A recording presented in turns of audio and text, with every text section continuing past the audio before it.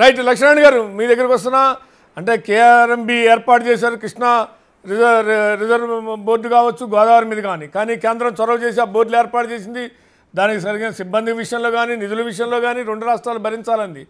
అది అంతే పెండింగ్లో ఉంది. అసలు ఒక సమస్యను పరిష్కరించడానికి ఏర్పాటు చేసినటువంటి ఒక మెకానిజమే సమస్యల్లో చిక్కుకోవటం అనేటువంటిది ఒక సమస్య అయితే, రెండోది వాటికి మీటర్లు బిగించాలి, ఎవరు ఎంత వాడుకుంటున్నారో లెక్క తేలాలి, ఎవరికి వాళ్ళు మేము ఇంతే వాడుకుంటున్నాం అంటే మేము ఇంతే వాడుకుంటున్నాం అని అన్నటువంటి దానికి ఏంటంటే లెక్క లేదు. కాబట్టి దానికి ఆ మిషన్లు బిగించాలి అంటే కూడా దానికి ఎవరికి పే చేయాలంటే కూడా ఇవాళ తెలంగాణ ప్రభుత్వం ఒక అడుగు ముందుకొచ్చి ఏపీ చెల్లించాల్సిన నగదు కూడా మేమే చెల్లిస్తాం, అవసరమైతే అవన్నీ ఏర్పాటు చేయాలనేటువంటిది కూడా కేంద్ర జలశక్తి మంత్రి దృష్టికి తీసుకొచ్చినట్టుగా మనం చూస్తున్నాం. లక్ష్మణ్ ఎట్లా అర్థం చేసుకోవాలి ఈ ఇష్యూని? శ్రీనివాస్ గారు, వాస్తవాల ఆధారంగా సత్యాన్ని అన్వేషించుకుంటూ సమస్య పరిష్కారానికి నిజాయితీతో కేంద్ర ప్రభుత్వం, రెండు రాష్ట్ర ప్రభుత్వాలు కూడా ప్రయత్నం చేయాలి.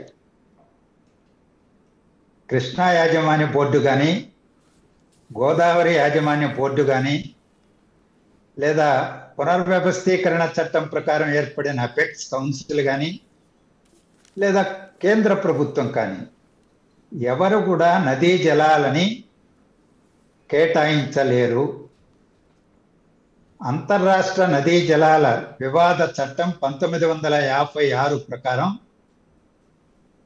రాష్ట్ర ప్రభుత్వాలు కోరిన మేరకు కేంద్ర ప్రభుత్వం ట్రిబ్యునల్స్ని ఏర్పాటు చేస్తుంది.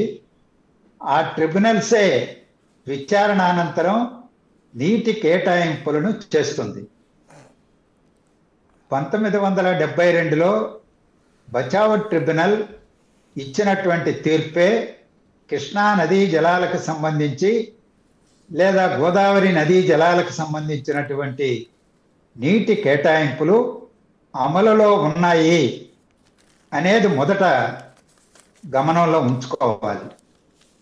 2000 సంవత్సరాలకి కృష్ణా నదీ జలాల వివాద ట్రిబ్యునల్ ఇచ్చిన తీర్పు, బచావ్ ట్రిబ్యునల్ ఇచ్చిన తీర్పు గడువు ముగియడంతో మహారాష్ట్ర, కర్ణాటకలు కోరడం, దాని మేరకు కేంద్ర ప్రభుత్వం బ్రిజేష్ కుమార్ ట్రిబ్యునల్ను 2004లో నియమించడం, ఆ ట్రిబ్యునల్ 2013లో తీర్పిస్తే అది మిగులు జలాలను కూడా పై రాష్ట్రాలకు పంచడంతో ఉమ్మడి రాష్ట్ర ప్రభుత్వమే సుప్రీంకోర్టులో స్పెషల్ లీవ్ పిటిషన్ వేసింది.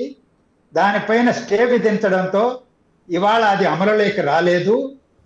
బచావ్ ట్రిబ్యునల్ తీర్పే అమలులో ఉన్నది. ఈలోపు రాష్ట్రం విభజన జరిగింది. రాష్ట్ర పునర్వ్యవస్థీకరణ చట్టంలో కూడా చాలా విస్పష్టంగా గతంలో తీర్పిచ్చినటువంటి ట్రిబ్యునల్ తీర్పులే రెండు రాష్ట్రాలకు శిరోధార్యం అనేటువంటి మాట పేర్కొనడం జరిగింది. 2002లో అంతర్రాష్ట్ర వివాద చట్టానికి తీసినటువంటి సవరణలు కూడా అమల్లో ఉన్నాయి. దాని ప్రకారం అంతకు ముందు ఇచ్చినటువంటి తీర్పులని, ట్రిబ్యునల్ ఇచ్చిన తీర్పులని మార్చడానికి వీల్లేదని కూడా ప్రస్తావన చేయాల్సిన అవసరం లేదు. ఈరోజు అపెక్స్ కౌన్సిల్ వీటన్నింటి పూర్వరంగంలోనే మొదటి అపెక్స్ కౌన్సిల్లో కృష్ణానదీ జలాలకు సంబంధించి ఆంధ్రప్రదేశ్లో ఏ ప్రాజెక్టులకు ఎంత నీరు, తెలంగాణలో ఏ ప్రాజెక్టుకి ఎంత నీరు వినియోగించబడుతున్నది, కేటాయింపులు ఉన్నాయనేది జాబితాను తయారు చేసి 512 టీఎంసీలు ఆంధ్రప్రదేశ్లో, 299 టీఎంసీలు తెలంగాణలో కేటాయించినటువంటి ప్రాజెక్టులు ఉన్నాయని జాబితాను అధికారికంగానే మినిట్స్ లో ఎంటర్ చేసి విడుదల చేయడం. లక్ష్మణ్ గారు కరెక్టే, కానీ ఎవరు ఎంతవరకు అమలు చేస్తున్నారు ఒక అంశం. శ్రీనివాస్ గారు దాన్ని మార్చడానికి నేను ముందే చెప్పా, అపెక్స్ కౌన్సిల్ కో, కృష్ణా యాజమాన్య బోర్డుకో, మోడీ ప్రభుత్వానికో అధికారం ఉన్నదని ఎవరన్నా భ్రమిస్తే అంతకంటే లోపభూయిష్టమైనటువంటి ఆలోచన మరొకటి లేదు. సుప్రీంకోర్టు కూడా మార్చలేదు.